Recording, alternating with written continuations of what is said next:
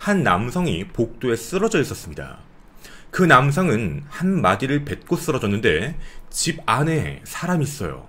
그렇게 의식을 잃습니다. 머리카락도 뒷머리는 타지 않았고 뒤쪽 옷에도 어디에도 탄 흔적이 없습니다. 범인으로서 체크될 수 있는 사람 자체가 존재할 수 없어. 이 공간에서 이유도 없고 목적도 없고 현실적으로 이 상황이 불가능해요.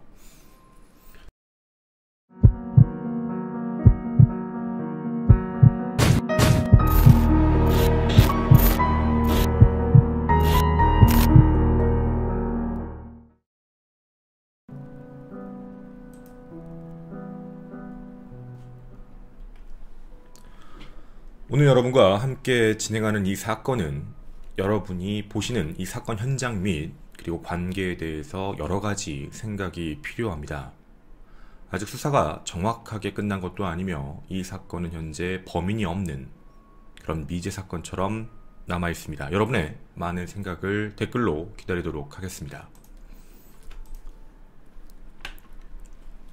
안녕하십니까. 전국의 유튜브 구독자 여러분, 아프리카TV 시청자 여러분, 매주 토요일 여러분과 미제 사건 관련 컨텐츠를 진행하는 토요사건 팩트의 김원입니다.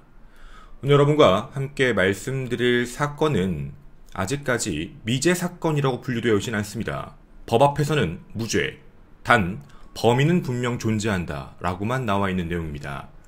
어떻게 이야기가 여기까지 진행이 된 건지 함께 자세히 이야기를 진행해 보도록 하겠습니다. 그리고 오늘 보여드리는 사진 속에서 혹은 내용 속에서 내가 봤을 땐 이런 문제가 있는 것 같고 이런 쪽을 더 찾아봐야 된다. 여러분의 여러 의견도 같이 기다리도록 하겠습니다.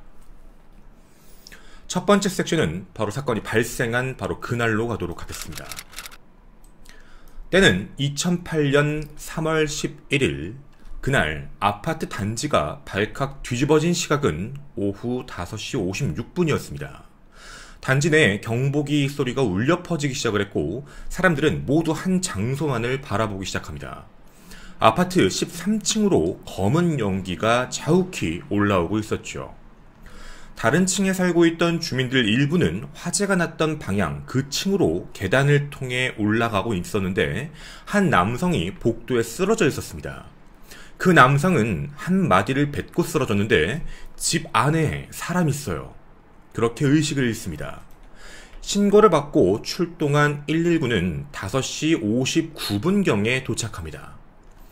복도에서 발견한 남성은 바로 근처에 있는 대학병원 응급실로 이송되어 바로 중환자실에 입원을 하게 되었고 119 대원 중 일부 남았던 사람들은 이 집안에 진입을 시도하게 되는데 진입 자체가 어렵지가 않았습니다.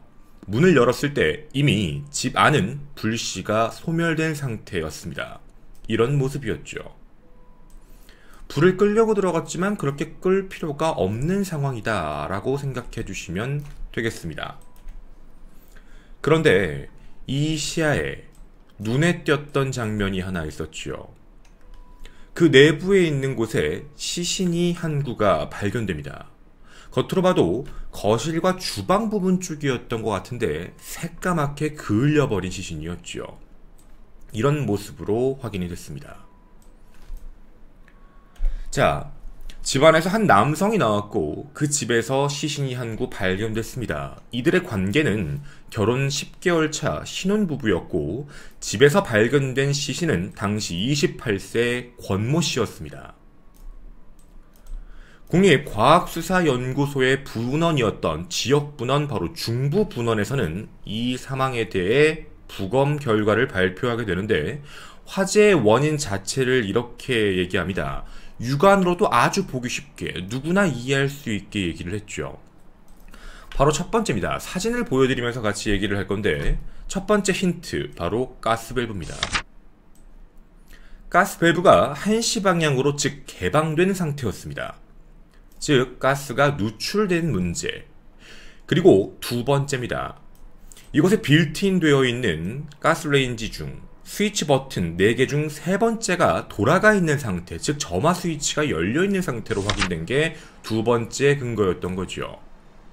그리고 세 번째입니다. 바로 그 밑에 휴대용 부탄가스, 즉 버너가 확인되고 버너를 보시면 아시겠지만 오른쪽에 잠금 버튼이 내려가 있고 돌아가 있는 상황을 보면 켜져 있는 상황이었습니다. 즉 버너가 켜져 있는 상태로 발견된 것.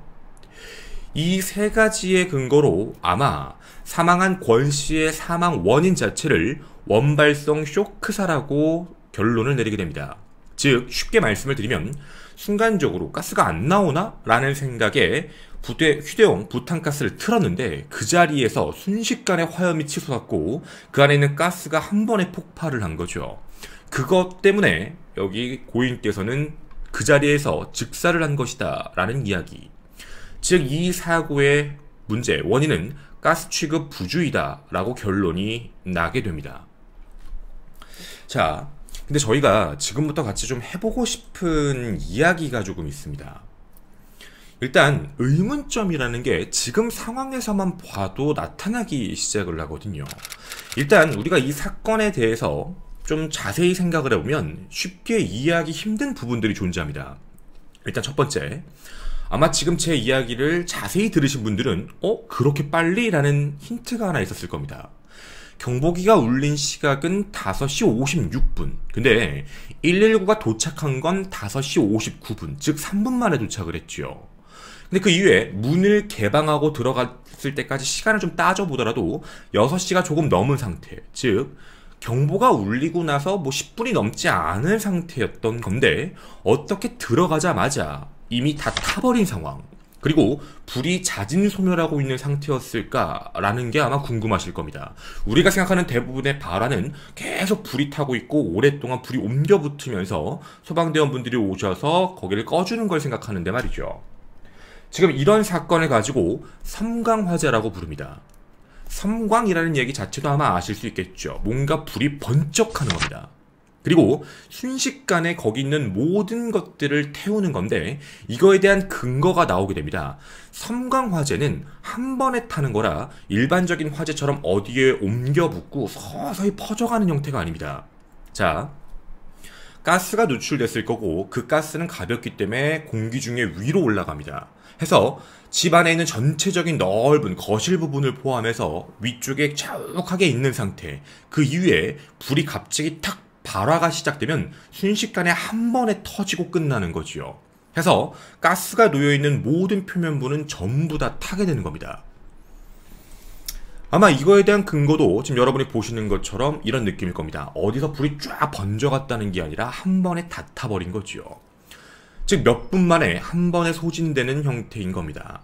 그럼 이 정도에 대한, 즉 이 사건 현장은 아마 섬광화재다 정도로 그 부분은 이해하고 넘어갈 수 있겠네요. 그러면 섬광화재라는 걸 알고 나서 좀 이상한 걸 생각을 해보겠습니다.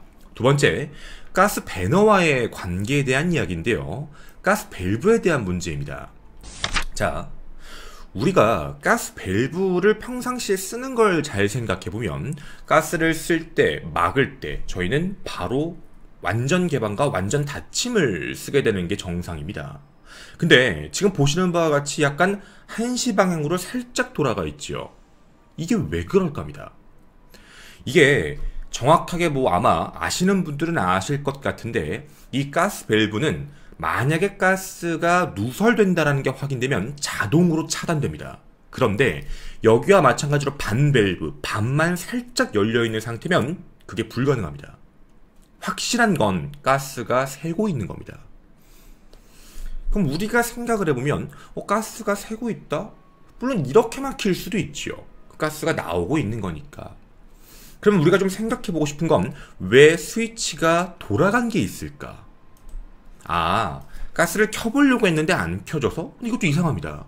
왜냐면 돌아가 있다고 얘기를 하는 건 이미 가스가 나오고 불이 나오고 있는 상황이라고 이해하는 게 우리한테는 더 합리적이거든요. 그러면 반밸브 상태였고 가스는 나오고 있었고 어디선가 새고 있었고 여기에 있는 데서 세 번째 게이트에서 불이 나오고 있었구나, 이렇게 추측을 해볼 수 있을 겁니다. 그런데 이해가 안 가는 건 바로 옆에 있는 버너입니다. 밥을 데우고 있던 이 휴대용 버너, 이겐 왜 있었을까라는 의문점이 갑자기 들기 시작을 하는 거죠. 얘가 있을 필요는 없는데. 우리가 상식적으로 판단을 해보면 휴대용 버스 버너를 켜놓은 상태에서 있다라는 얘기인데, 그러면 위에는 불이 안 나왔다라고 보는 게 맞을 겁니다. 밸브가 열려있고 돌아갔는데 불은 안 나왔다. 그렇게 가스가 누출되고 있는 상황 속에서 휴대용 버너를 가지고 불을 붙였다가 이런 점화가 돼버린 것이다. 뭐 이런 생각인 거지요. 근데 이게 되게 이상합니다. 자, 우리 상식적으로 가보겠습니다. 반밸브를 하고 가스를 켜봤는데 가스가 안 나옵니다. 불이 안 붙네? 뭐 문제 생겼나? 우리는 찾아볼 겁니다. 뭐지? 어디가 문제가 생겼나? 문제점을 찾지 못했을 때 밥을 당장 먹어야 되거나 하는 상황이라면 아마 휴대용 버너를 켜겠지요. 근데 여러분에게도 묻겠습니다. 가스가 안 나오는 것 같다. 휴대용 버너를 켜야겠다. 그럼 이 두 개는 어떻게 해야 될까요? 적어도 반밸브는 그렇다 치더라도 여기 있는 현재 돌아가 있는 스위치 정도는 원래대로 잠궈놓지 않을까라는 게 상식적인 행동입니다. 이걸 켜놓은 상태에서 거기서 버너를 킨다는 거는 어떻게 보면 일상적이지 않고 되게 특이한 행동이라고 보여지는 거죠. 물론 피해자께서 뭐 정신이 없었거나 아니면 뭔가 음주를 했다거나 여러 가지 변수를 놓을 수는 있겠지만 그 부분은 잠시 후에 다시 얘기하기로 하고, 일단 이거는 정상적인 상태는 아니었던 겁니다. 그리고 세 번째, 우리가 꼭 알아야 될 부분 중 하나입니다. 여러분도 꼭 기억해 주십시오. LNG, 즉 도시가스는 바로 불이 붙지 않습니다. 공기 중에 농도가 5에서 15% 사이만 있어야 됩니다. 그 이상이어도 안 되고 그 이하여도 불이 안 붙습니다. 즉 불이라는 건 공기도 분명히 있어야 되는 거기 때문에 이 농도가 적절하게 섞여 있는 상태에서만 불이 붙는 거지요. 여기서 발화가 됐다라는 이야기는 공기 중의 농도가 5에서 15% 사이였기 때문에 섬광 발화가 발생한 겁니다. 이 부분도 중요하니까 기억을 해주셨으면 좋겠습니다. 즉 가스가 샌다고 바로 불이 붙는 게 아니라는 겁니다. 네 번째, 그런데 우리가 이상하게 생각하는 것, 공기 중에 농도가 5에서 15%까지 섬광 발화, 그 내용을 합쳐보겠습니다. 거실까지 가스층이 가득 찬 겁니다. 그럼 분명히 냄새가 날 겁니다. 그걸 메르캅탄이라고 부르게 되는데, 이게 약간 그 스컹크가 끼는 방귀 냄새랑 되게 비슷하다고 합니다. 그래서 우리도 어디서 가스 새는 냄새가 난다라고 얘기하는 게 바로 그런 거지요. 분명 자욱하게 났을 거기 때문에 거기서 함부로 불을 붙일 수 있는 상황이 아닌 겁니다. 뭔가 우리가 이걸 정황상 봤을 때 피해자께서 한 행동은 정상적으로 보이지가 않는다라고 보여지는 거죠. 해서 저희는 다시 한번 부검 결과 감정서를 다시 보았습니다. 근데 이곳 어디에도 약물 및 알코올 농도라는 건 확인되지 없습니다. 즉 그런 적이 아예 없는 거죠. 즉 정상인 상태였습니다. 그럼 사람이 정상적인 상태인데 가스가 가득 찼는데, 자, 우리가 나온 의문점을 좀 합쳐보겠습니다. 밸브를 연다. 가스를 켜봤는데 안 나온다. 왜 안 나오지를 찾고 있고 가스를 세고 있다. 그런 상태에서 휴대용 가스 버너를 틀었다. 불 절대 안 붙습니다. 왜냐면 가스가 나오는 것 자체가 천천히 해서 퍼져야 되고 공기 중에 농도가 딱 맞아떨어져야 되는 시점이거든요. 그럼 이 상황은 누가 봐도 의문점인 겁니다. 그리고 저만큼 가스가 서서히 새어나온다라는 전제 조건 하에, 예를 들어 완전히 불이 붙으려면, 그 정도의 양이 나오려면 시간적으로 최소한 40분입니다. 40분 동안은 가스가 계속 새어져 나와야 된다. 그럼 40분간 열어놔야 된다는 얘기가 되거든요. 근데 우리가 40분이라고 믿을 수 없는 이유가 있습니다. 바로 버너 위에 있던 밥입니다. 이 버너 위에 불을 40분 동안 켜놨으면 무조건 불에 탔을 겁니다.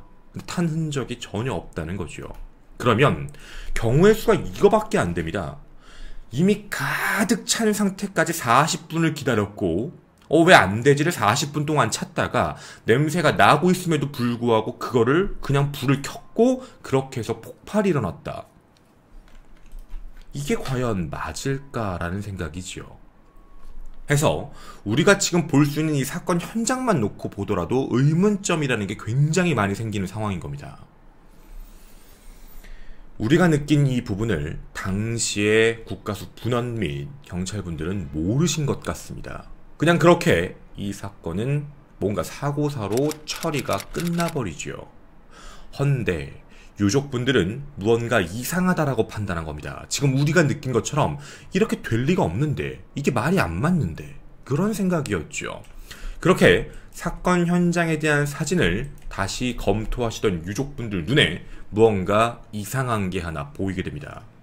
그게 어디였냐면, 여러분이 보시는 이 사건 현장, 가스가 있을 공간, 그쪽 밑에 보시면 뭔가 문이 열린 공간이 보이실 겁니다. 중앙 쪽에 살짝 나무로 되어 있는 문이 열린 공간. 그 밑을 살펴봤는데 눈에 띄는 게 보입니다. 바로 이것입니다. 이게 뭐냐면, 우리가 도시가스가 밸브와 연결될 때 뒤에서 들어와서 싱크대 밑쪽으로 올라와 가스 밸브와 체결되는 공간입니다. 자, 불에 타면 쇠가 결합이 되어 있어서 이제 가스가 들어가는 거고, 그 나머지는 고무관이지요. 불에 타면 어떤 게 타야 될까요? 당연히 고무가 타야 됩니다. 그러면 남아있는 가스를 연결하는 체결 부위는 체결이 된 상태로 나머지가 녹아내려서 떨어져 있어야 되는데 분리되어 있습니다. 즉, 가스 밸브를 연결하는 그 연결 고리가 분리되어 있는 상태로 확인이 됐던 겁니다. 아니, 이게 뭐 불이 나면 그럴 수도 있는 거 아닌가? 뭐 그러실 수도 있죠. 그런데 이거 분명히 이상한 상태입니다. 이걸 전문용어로 아우터 슬리브라고 부르게 되는데, 아우터 슬리브는 분명히 가스가 연결되는 문제이기 때문에 인력으로 뺄 수 있는 게 아닙니다. 외부에 밝혀진 거로는 100kg의 힘까지도 견딘다고 되어 있는데요. 쇠에 대한 결합 부위를 강제로 분리하는 게 아니라 거기 있는 연결 고리에 잠금 장치를 해제해야지만 풀립니다. 즉, 인위적으로만 풀리는 겁니다. 이 부분은 좀 뭔가 상식적으로 봤을 땐 납득이 안 되는 이야기인 거죠. 결국 6년이 지나서야 다시금 수사가 시작됩니다. 지역 국가수에서 했던 이야기를 이제 국가수 본원, 국립과학수사연구소에서 무언가 이상하다라고 판단하고 다시 한번 조사를 해봤던 거죠. 첫 번째, 아우터 슬리브라고 불렀던 게 완전히 밀착돼서 장착된 것, 여기서 빼보려고 했지만 힘으로는 분리가 아예 안 된다. 첫 번째입니다. 두 번째, 아우터 슬리브가 살짝만 돼 있는 것, 1단, 2단인데 좀 이상하게 꺼 있는 경우, 그때 당시엔 인력으로 하면 분리가 됩니다. 하면 외부 장력 같은 뭔가 폭발이 있거나 그럼 분리될 수 있다는 판단이 됐는데, 문제는 이게 얼추 이상하게 껴있으면 가스가 안 나옵니다. 누설됐다, 이런 걸 다 알 수 있거든요. 분명 도시가스 사용 내역을 보면 이 집은 그 전날도, 그날 오전도 가스를 썼습니다. 그럼 정상적으로 체결돼 있다라는 얘기가 되는 거죠. 근데 어느 순간 체결이 안 된 겁니다. 즉, 아우터 슬리브가 완전히 밀착된 상태에서는 절대로 분리가 불가능합니다.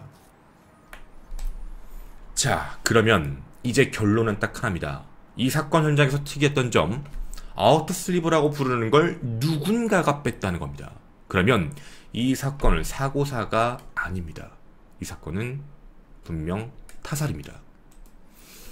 누가 뽑았는진 모르겠지만 누군가는 뽑고 그걸 기다리고 있던 거죠. 자, 그리고 두 번째 사건 현장에서 좀 특이한 사항이 있었습니다.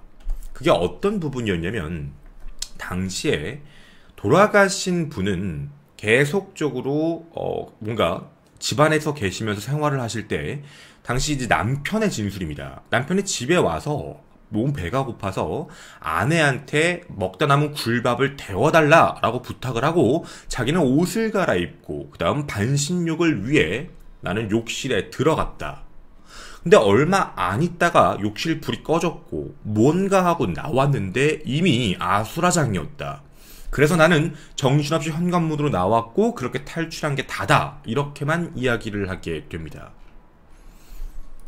근데 제가 지금 이 얘기를 할 때 여기 계신 많은 시청자분들도 저거 불가능한데? 라고 생각하시는 분들이 있을 겁니다. 뭐냐면, 아파트가 11층 이상이 있는 모든 아파트는 법적으로 가스 누설 경보 차단기라는 걸 설치하게 되어 있습니다. 공기 중 농도가 5%가 넘어야 불이 붙는다고 했는데 이 차단기는 1, 2%만 감지돼도 무조건 자동으로 가스밸브를 잠깁니다. 이건 법입니다. 당연히 만들어져 있는 거죠. 사고 5개월 전에도 그 가스밸브에 대한 정밀 점검을 받은 것도 확인됩니다. 이 집이 말이죠. 그리고 경보기가 울려도 소리가 엄청나게 크게 들려서 욕실에 있건 어디에 있건 다 법적으로 들을 수 있게 만들어놨습니다. 그런데 남편은 그런 소리를 들었다고 진술하지도 않았습니다. 또 하나 더, 가스밸브 차단기가 집에 없었습니다. 5개월 전까지만 해도 있던 그 가스밸브 차단기가 사건 현장을 다시 살펴봤을 땐 왜 그랬는지 모르겠지만 사라진 상태입니다. 자, 또 하나가 있습니다. 우리가 아까 말씀드렸던 이것, 반밸브. 반밸브 상태가 되면 가스 차단이 안 된다는 걸 누군가가 알고 있었습니다. 사실 이거 알기 쉽지 않은 내용이거든요. 그냥 아예 열어놨는데 가스가 새면 자동으로 잠기는 퓨즈콕입니다. 근데 반열림만 해놓으면 그게 작동을 안 한다는 걸 누군가가 알고 있다는 거지요. 더불어 더 무서운 점이 한 가지 확인됩니다. 집안 내부의 모든 방문은 문이 닫혀 있었습니다. 즉, 이 집은 들어갈 때부터 입구가 닫혀 있었고, 안방, 작은 방들 문이 닫혀 있었고, 더불어 베란다 쪽 문 닫혀 있었고, 욕실 문도 닫혀 있는 상태로 가스는 쭉 나와서 그 안에서만 쌓여 있는 겁니다. 일종의 밀실이 돼버린 거죠. 가스는 더 이상 나갈 공간이 없었던 겁니다. 밀폐 상태입니다. 그럼 우리가 여기까지 생각을 해보면 누군가가 고의적으로 행동을 했다라는 게 분명히 보여지는 상황입니다. 그리고 이 사건의 의문점 세 번째는 남편의 진술입니다. 바로 반신욕에 대한 이야기입니다. 화재 직후 당시 현장을 찍었던 욕실 사진입니다. 반신욕.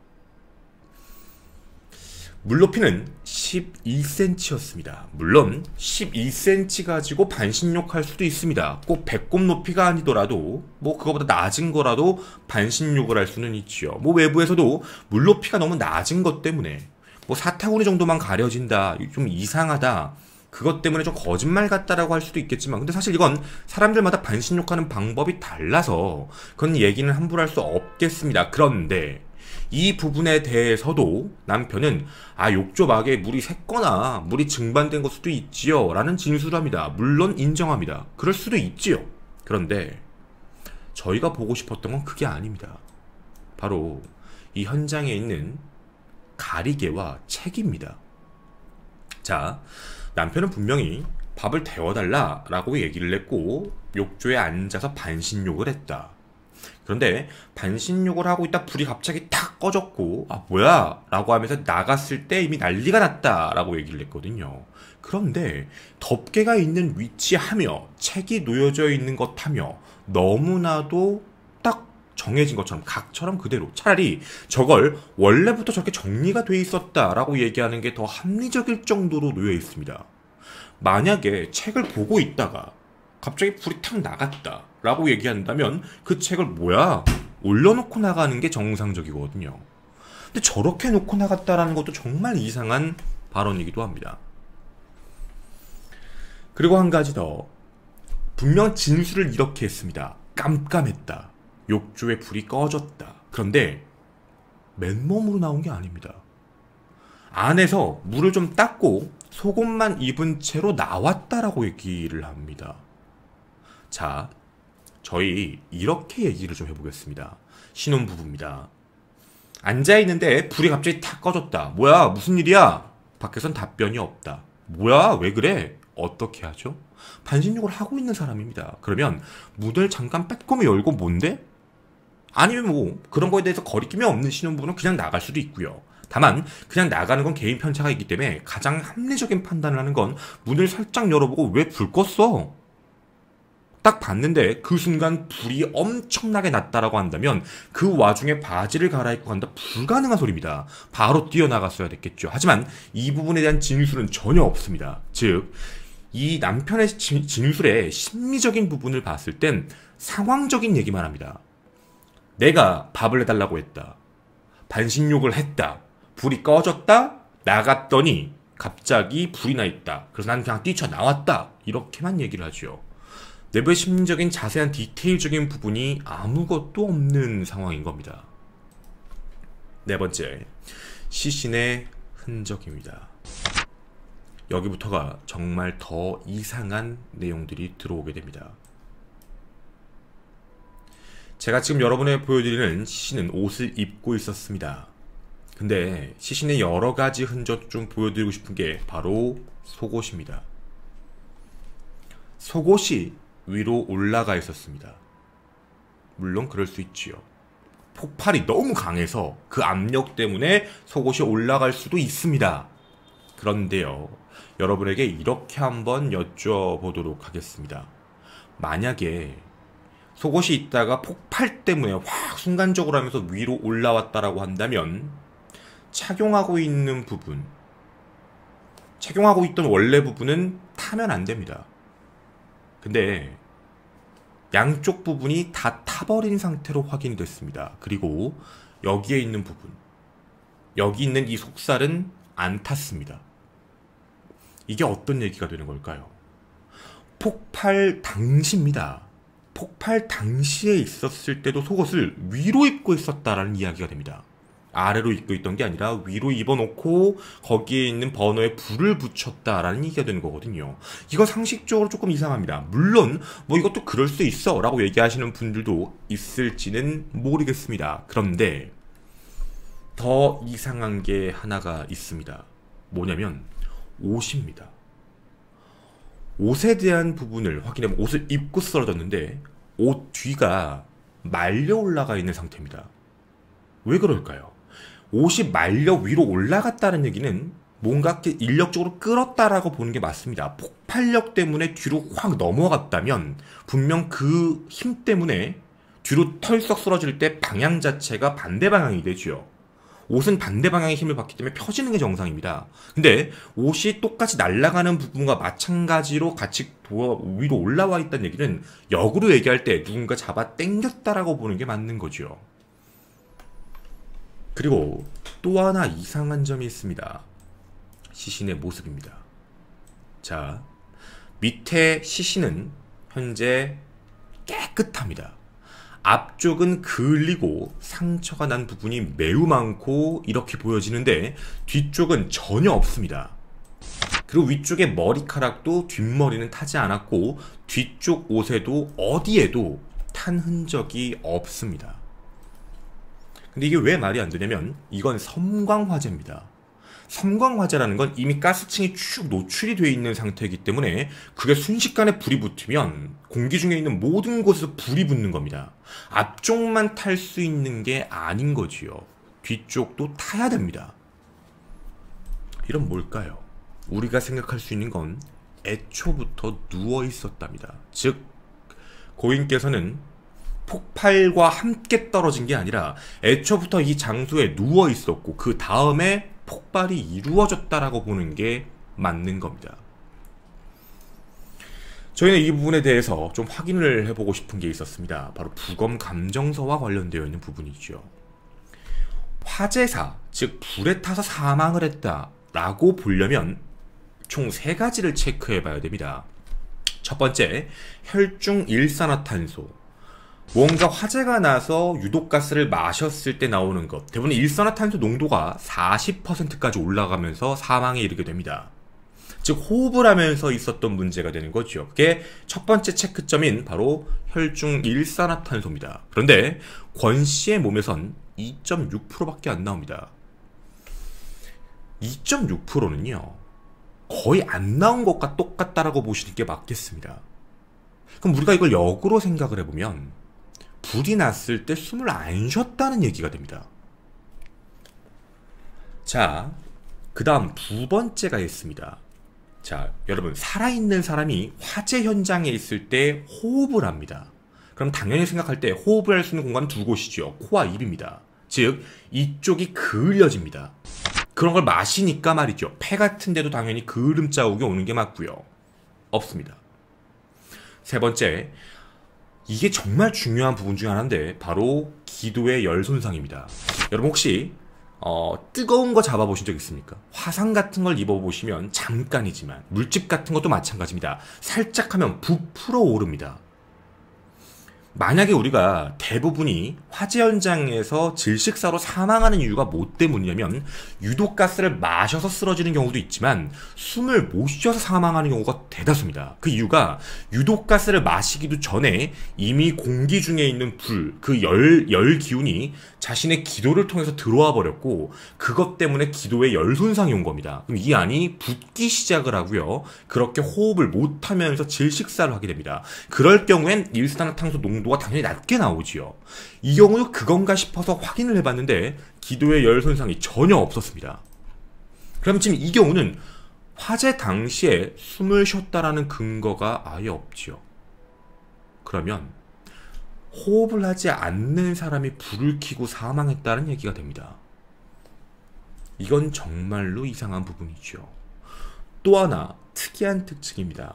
발견된 시신은 생활 반응이 없습니다. 만약에 살아있었다면 바로 사망하진 않습니다. 특히 이 기도와 관련된 문제가 아니었기 때문에 호흡은 했고 충격 쇼크 때문에 조금 어느 정도 반응은 했을 거란 얘기지요. 그래서 그 안에서 서서히 사망했을 겁니다. 근데 이게 이상합니다. 지금 여러분이 보신 게 뭐냐면 저게 탄 거구나. 아닙니다. 그을린 게 탄 거고요. 시커멓게 되어 있는 부분이 뭐냐면 천장 같은 데서 떨어져 있는 벽지 같은 것들, 그런 게 몸에 닿았을 때 나오는 화상입니다. 저런 게 몸에 닿으면 약간의 생존 반응이 있으면 뜨겁다라고 느끼기 때문에 움직이게 되는 게 있죠. 전혀 움직이지 않았습니다. 애초부터 생활 반응, 생존 반응이 없었다라고 보는 게 더 가깝겠지요. 그리고 육안으로 봤을 때 피해자 권 씨는 안검, 즉 눈에 실핏줄이 터져 있는 현상이 있습니다. 물론 이 경우는 폭발 때문에 그럴 수도 있는데 대다수는 목졸림에 의한 질식사 같은 경우에서 많이 나타나는 경우입니다. 그런데 부검 결과에선 사고사로 났기 때문에 목과 관련된 근육에 대해서 조사하지 않았습니다. 자, 그럼 우리가 지금 생각을 해보고 싶은 결론은 이겁니다. 현재까지 얘기해놓은 생각을 해보면 첫 번째, 이 집은 누군가에 의해서 가스 밸브가 강제로 뽑혀 있었다. 그리고 불이 붙게 만들었다. 그리고 현장 자체에 봤을 때 권 씨는 아마 살아있는 상태에서 본인이 불을 켠 게 아니라 누군가가 불을 켰다라고 보는 게 맞는 거지요. 이미 먼저 쓰러져 있고 상황에 있는 상태일 확률이 높다는 겁니다. 근데 당시 재판부는 이 부분에 대해서 남편에 대한 혐의점, 우리가 머릿속에 있는 건 당연히 남편이지요. 남편이 함께 있는 유일한 사람이었으니까 말입니다. 하지만 남편에 대한 부분에 무죄 판결을 내립니다. 그 이유가 뭐였냐면 여러분도 지금 비슷하게 생각이 하나 드실 겁니다. 5에서 15%만 불이 붙습니다. 자, 이게 만약에 가능하려면 남편은 5에서 15%의 환경을 우연히 만들어 버려야 됩니다. 근데 이게 변수도 굉장히 많고 어느 시점에 불을 붙여야 폭발하는지도 알 수도 없는 겁니다. 발화 지점을 그렇게 맞췄다? 이 부분에 대해서는 정확하게 판단할 수가 없다라고 얘기한 거죠. 즉 현실적으로 이게 가능할까라는 생각을 했던 겁니다. 자, 근데요, 아마 지금 제가 얘기해드린 루트를 보시면 여러분은 저하고 비슷한 생각을 하실 겁니다. 아니, 남편이 굳이 5에서 15%까지 기다리고 불을 붙인 게 아니라 불을 붙여놓고 기다리고 있으면 되는 거 아닌가? 즉 LNG가 차오를 때까지 기다리면 터지잖아. 생각을 바꿔보는 겁니다. 찾다, 불을 붙이자라는 게 아니라 언제 터질지 모르니까 가스를 유출시켜 놓고 거기에 권 씨는 쓰러져 있고 그 상태로 본인은 숨어 있고 문을 모두 닫아놓은 밀폐된 공간 속에서 가만히 있다 폭발음이 들렸고 그 이후에 나온 것, 분명 시간이 오래 걸리는 문제인 거죠. 근데 우리가 이 부분에 대해서 생각을 해보면 한 가지 난해한 사항이 존재합니다. 바로 뭐였냐면, 그럼 불을 언제 붙여? 불을 계속 붙여놔야지. 우리가 생각하는 빌트인 전자에 대해서는 불가능한 소리입니다. 여기가 아니라 우리가 추측하는 건 바로 버너지요. 근데 우리가 얘기한 대로 이렇게 얘기해보면 밥이 전부 다 타버려야 됩니다. 약 40분이 넘는 시간 동안 켜놔야 됩니다. 안 탔다라는 거거든요. 그럼 이것도 이상한 겁니다. 불을 켜놓고 가스를 밸브를 빼놓고 숨어있으면 그 오랜 시간 동안 분명히 탔었어야 되는데, 그런데 사건 현장에 이상한 게 보입니다. 시신 하단부에 보시면 무언가 이상한 게 보일 겁니다. 향초입니다. 저 향초는 데코와 관련된 거였고 약간 나무 모양처럼 위쪽에 걸려 있었습니다. 저 향초, 그러면 가능할 수도 있겠죠. 저 향초가 터진다면 말입니다. 그런데 분명 정황상 증거는 다 나왔지만 이 불에서 당시에 수사가 들어간 적이 아무것도 없습니다. 자, 그러면 우리는 이런 생각이 듭니다. 남편이 만약에 범인이면 도대체 남편이 굳이 이걸 왜 해야 되는데? 아니, 결혼한 지 10개월밖에 안 됐는데 왜? 당시 피해자 권씨와 그리고 여기에 있는 용의자, 당시엔 용의자였죠. 용의자와 어떻게 만났냐면 아이스크림 매장 사장이었고 거기에 매니저로 권씨였습니다. 굉장히 일을 꼼꼼히 하고 열심히 하는 모습 때문에 둘은 그렇게 반하게 됐고 함께 부부가 되었습니다. 더불어 생활 자체가 좀 처음엔 풍족해서 남편 같은 경우는 차도 자주 바꾸고 리스 차다 보니까 뭐 그랬다고 얘기가 나오게 됩니다. 그런데 어느 순간부터 권 씨는 아르바이트 같은 걸 또 하기 시작했고, 그리고 굉장히 힘들다, 막 죽고 싶다, 무섭다, 뭐 이런 얘기를 했다라고 이야기를 합니다. 물론 이것만 가지고 우리가 동기를 이야기할 수는 없겠지요. 그런데 권 씨가 사망한 이후에 권 씨의 차 트렁크에서 이상한 게 하나 발견됩니다. 보험금입니다. 근데 이 보험은 암보험이었는데요. 암보험이 좀 특이하게 붙었습니다. 특약사항만 더 높게 측정되어 있습니다. 재해, 뭐 예를 들면 불이 붙거나 이런 걸로만 나오는 금액이 보시는 바와 같이 5억입니다. 암진단은 1,000만 원밖에 안 나오는데 암진단은 다 낮게 하고 주 보험이 아닌 특약사항만 굉장히 높게 설정했지요. 총 10억 원의 보험을 들어놨고 그 10억 원의 보험금을 탄 겁니다. 분명 좀 우리가 생각했을 때도 이상하다라고 보여지는 게 맞는 거지요. 자, 우리는 이렇게 한번 얘기해보고 싶습니다. 재판부의 결과 그리고 법적인 판단은 똑같습니다. 권 씨는 타살이다. 권 씨는 사고사로 사망한 게 아니다라는 걸 인정했습니다. 그런데 그거에 대해서 범인이 남편이다라는 근거는 없다라는 게 현재 법의 입장입니다. 증명이 안 됐으니까 당시의 CCTV, 당시에 남편이 제출했다고 하는 모든 증거자료를 경찰은 갖고 있지 않습니다. 초동 수사 때부터 사고라고 판단을 하고 결론을 내려버렸던 거죠. 근데 우리가 이 사건을 제3자라고 판단을 해보고 얘기를 좀 해보겠습니다. 제3자는 권씨 혹은 그 남편의 원한이 있거나 뭔가 문제가 있어 폭파하고 싶었다. 집에 몰래 전날까지도 멀쩡했었던 가스인데 당일도 멀쩡했었던 가스, 근데 그 집에 와서 LNG 차단기도 없애고 더불어 밑에 있는 호스를 뽑아놨다. 그리고 여기서 가지고 오신 본대로 뭔가 갖고 와서까지 버너까지 갖고 와서 준비해 놓은 상태. 근데 불이 붙은 건 향초. 이 모든 걸 만드는 제3자가 존재할 수 있을까에 대한 의문점이지요. 과거 저와 함께 방송을 진행해 주던 권일용 교수님은 이런 말씀을 하셨습니다. 프로파일러가 해야 되는 일 중에 하나는 요즘엔 스테이징, 즉 현장을 조작했는지 아닌지를 찾는 것이 바로 일이다. 여러분, 이 현장이 조작이 있다면 어디가 조작 같습니까? 사실 우리가 이 현장에서 조작이라고 느껴지는 공간은 바로 이곳입니다. 1시 방향으로 켜져 있는 것, 그리고 그 밑에 3번 스위치가 돌아가 있는 것, 그리고 버너가 있고 그 위에 밥이 있는 것.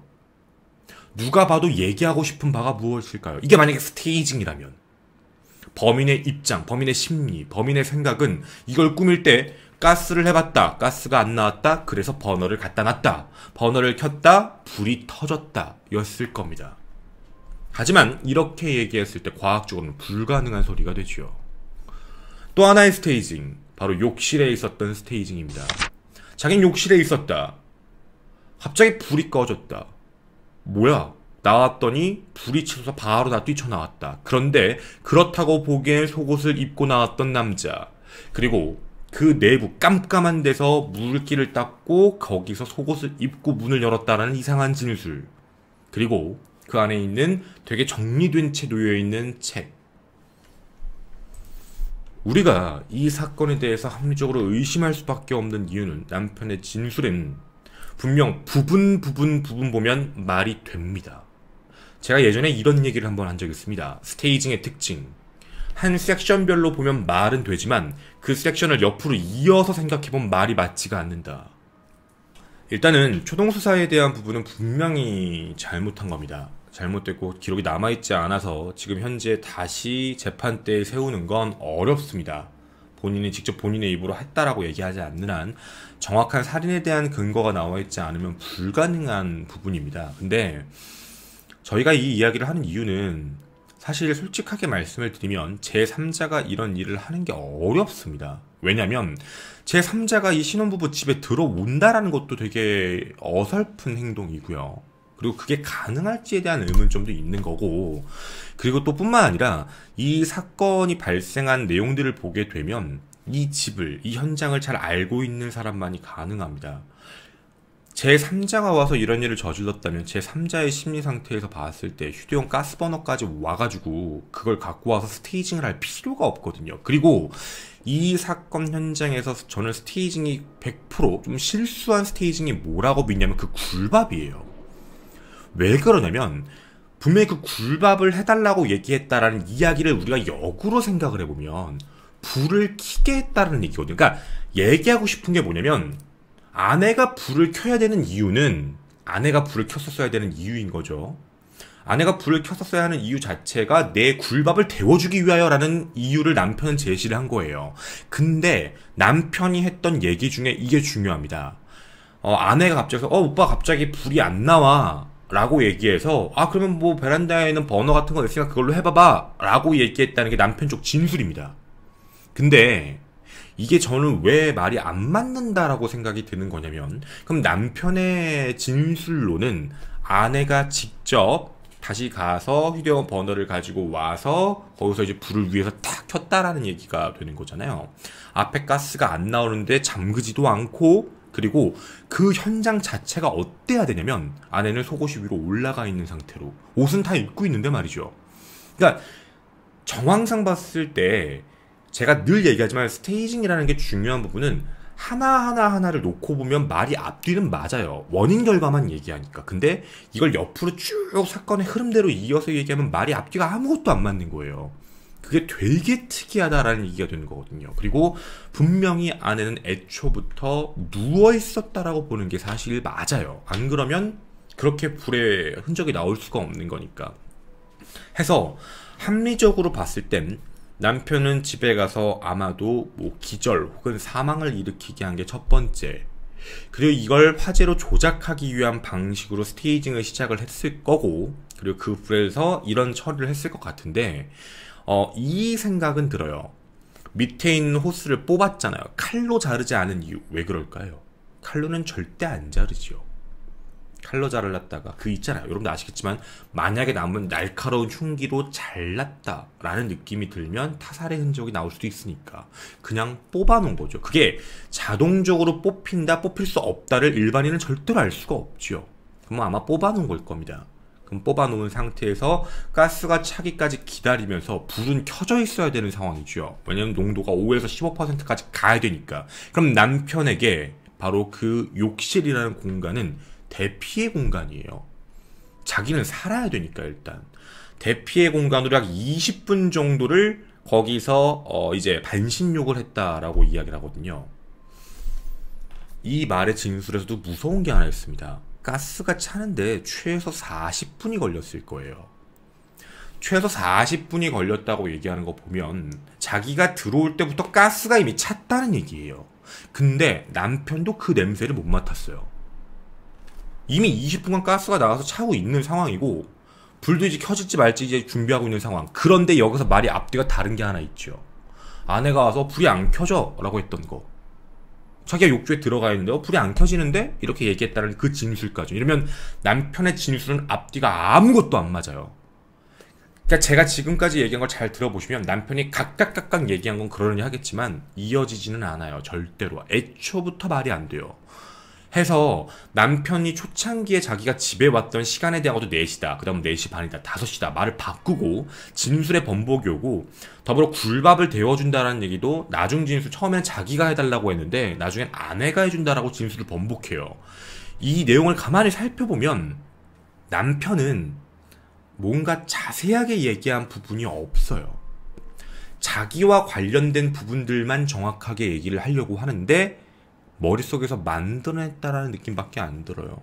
해서 이 사건은 저희가 봤을 때는 아마도 스테이징이 됐을 확률이 매우 높고 그 스테이징이 됐는데 당시에 초동수사가 잘못되면서 결국에는 그렇게 사고사 처리가 됐고 6년이 지나서 다시금 이제 된 거예요. 유족들이 계속해서 요구를 했고 해봤더니 이상하다라고 판단을 했던 거고 근데 다시 재판대에 세워봤자 살인에 대한 증거는 없다라고 얘기를 한 거죠.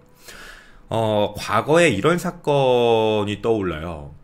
그 김성재님, 고 김성재님 뉴스 멤버 안에서 사망을 하셨죠, 호텔 안에서. 근데 그때 당시에 재판부는 이랬습니다. 타살은 맞다. 근데 누가 죽였는지를 모른다. 이것도 똑같은 거예요. 타살은 맞다. 누군가가 현장을 만든 건 사실인데 그게 남편인지는 알 수 없다. 왜냐면 근거가 없거든요. 남편이 했다라는 증거를 찾으려면 그때 당시에 사건이 발생했을 그 당시에 CCTV라도 갖고 있었으면 게임이 끝났어요. CCTV라도 보관하고 있었으면 당시 사건 현장, 왜냐면 그 전날까지도 가스를 쓴 내역이 다 나오니까 그 당일날 남편이 언제 왔고 그 13층 집에 누가 올라가고 누가 내려갔는지를 전부 체크해서 조사했으면 남편밖에 안 나오기 때문에 이랬으면 깔끔하게 끝났을 거예요. 그런데 이런 모든 근거가 없으니까 법에서는 어쩔 수 없었던 거예요. 처리할 수 있는 근거가 아무것도. 그러니까 이 사건을 사실 체포할 수 있는 기회가 매우 많았어요. 저는 이렇게 생각을 해요. 저희가 지금까지 얘기했을 때 와, 남편이라는 사람이 만약에 범인이면 진짜 철두철미하게 계획하고 범죄를 저질렀구나. 근데 사실 저희들끼리는 이렇게 얘기해요. 아니에요. 어설펐어요. 정확하지 않았어요. 어설펐고 그리고 현장을 스테이징을 해놨는데 이걸 속은 거예요. 이걸 초동수사했던 분들이 속아서 결국엔 그렇게 받아들이면서 문제가 터진 거예요. 그래서 6년이 지난 시점에서 재판 판결했던 재판부는 죄가 없어요. 그분들은 나와 있는 증거에 대해서 얘기를 달라라고 했지만 검찰 측이 제시할 증거는 없는 거예요. 왜냐면 이미 사건은 끝났기 때문에 그때 당시에. 그리고 그 증거를 아무것도 안 갖고 있으니까. 그래서 이거는 사실 누구나 다 똑같은 생각이라고 해요. 저희도. 왜냐면 남편이 범인이 아니라고 생각할 수 없어요. 그래서 남편이 뭐 어디에 살고 몇 살고 성이 뭐다를 아예 얘기할 수 없는 게 현재는 법상 무죄잖아요. 무죄예요, 무죄.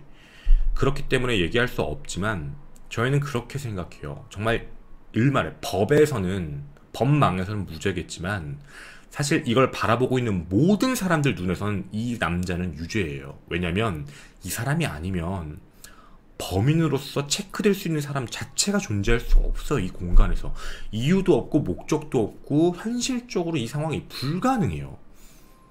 그래서 이 문제에 대해서는 이 영상을 뭐 당연히 뭐 볼지 안 볼지는 모르겠지만 현생에서 법의 한계점이니까 이 부분이 정말 초동수사의 잘못 때문에 우연성으로 빠져나간 거라면 아마 사후에는 더 끔찍한 일을 겪지 않을까라는 생각이 듭니다. 어쨌든 당시에 보험금을 그렇게 해서 가져간 거고 2008년이니까 벌써 11년이 지났네요. 네, 벌써 11년이 지난 사건이고 어쨌든 되게 안타까운 사건인 것 같아요. 이 문제는. 이 모든 내용은 남편의 스테이징, 즉 모든 조작이었을까요? 아니면 제3자가 만들어낸 또 하나의 사건이었을까요? 여러분의 생각이 궁금합니다. 저는 토요사건 팩트의 김원이었습니다.